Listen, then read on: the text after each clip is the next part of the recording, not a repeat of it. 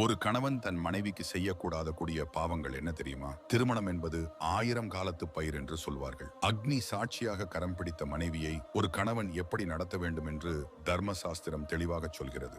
ஒரு பெண் தன் பெற்றோரை விட்டுவிட்டு உங்களை நம்பி வந்தவள். அவளிடம் சண்டை போடும் போதெல்லாம் உன் அப்பன் விட்டு புத்தி, உன் வளர்ப்பு அப்படி என்று அவளின் பெற்றோரை இழிவாக பேசாதீர்கள். இது அந்த பெண்ணின் மனதை ரணமாக்கும் மாபெரும் பாவம். 4 பேர் இருக்கும் இடத்தில் மனைவியை மட்டம் தட்டி பேசுவதோ கை ஓங்குவதோ கூடாது.